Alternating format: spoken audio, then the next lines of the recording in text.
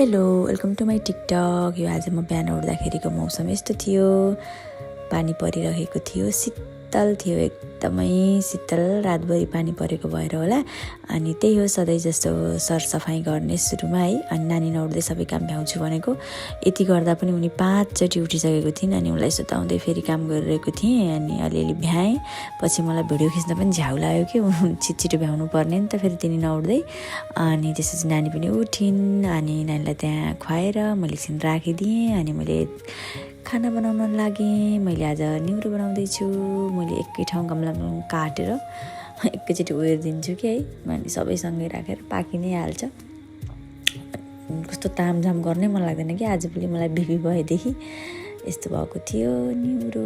अनि मैले उता चामल पनि भिजाइदिइसकेको थिएँ। अनि चामलमा पनि थोरै घिउ राखेर मैले भात पनि बसालिदिएँ। अनि यता फेरि नानी खेलिरहेको थिइन्। अनि दाल भात पाकेपछि फेरि हामीले मामु छोरीले खाने तरकारी र भात पाकेपछि नानी खेलिरहेको थिइन्। यता उनलाई मैले खुवाइदिएको थिएँ। खाएपछि मेरो नानी एकदमै मजाले खेल्छिन्। अनि हामीले खाएको भाँडाहरू थिए, अनि त्यो पनि मैले धोएँ। अनि त्यही हो, नानीलाई हेर्दै यता काम गर्दै। फर्स्ट प्रायोरिटी त बेबी नै हुन्छ है, बेबी भइसकेपछि। अनि त्यही पनि अरू काम पनि यताउता गर्नु पऱ्यो, काम त खासै केही हुँदैन, त्यो बेबीकै नै हो। अनि मैले भाँडाहरू पनि धोएँ, यता चिटिक्क पारेँ है यो सिङ्कलाई। अनि त्यसपछि फेरि यता आएँ नानीलाई हेर्न। उनी हाँस्दै थिइन्, खेल्दै थिइन्।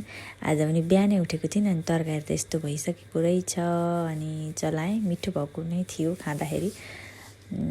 अनि त्यसपछि त्यस्तै हो, गमलामा गहुँ हाल्दै पनि उयो नै हो कुरा। पानी नराखिकन बनाएको मिठो भएको थियो। एकछिन पकाउँछु भनेर मैले फेरि ढाकिदिएँ। त्यसपछि यता भातले पनि सिटी लगाइ नै सकेको थियो। अनि माम पाकेपछि हामीले मामु छोरीले खाने, हामी आज मामु छोरी मात्रै छौँ। के खुवाउने भन्ने टेन्सन हुने कि है, बेबीहरूलाई बिहान त खुवायो लिटो, त्यसपछि फेरि आफूसँग खाँदा माम खुवायो हो, फेरि के खुवाउने, फेरि के खुवाउने, कहिले त खाइदिँदैनन्। यो बेबी भएको मामुहरूले रिलेट गर्नुहुन्छ कि नै यो कुरा, एकदमै गाह्रो। ब्रेस्ट फिडमै हुँदासम्म ठिक छ, यो सोलिड स्टार्ट गरेपछि त मामुहरूलाई एकदमै गाह्रो। अनि सिटी पनि लगाइसक्यो, यत्तिकैमा तरकारी त एकछिन नहेरेको डढिसक्ने रहेछ। अनि मैले ग्यास बन्द गरिदिएँ। अनि मेरो ग्यास पनि भ्याइने बेला भएको छ, भ्याइयो कि भन्दै हेरिरहेको हुन्छु कि मैले है, यसो सिटी नलाग्दा पनि। अनि फेरि नानी लिएर मैले अब खाना खान थाल्यौँ। उनलाई मेन खाना त खुवाइसकेको छु, त्यो पनि चेयरमा राखिदिएँ, थोरै मसँग खान्छन् कि भनेर। तर उनले एकचोटि ट्राई गरिन्, त्यसपछि उनले खाइनिन्। त्यस्तै हो बेबीहरूको मोड, कहिले त खाइदिन्छन् मजाले, कहिले खान्दिन्। अब उनलाई टेस्ट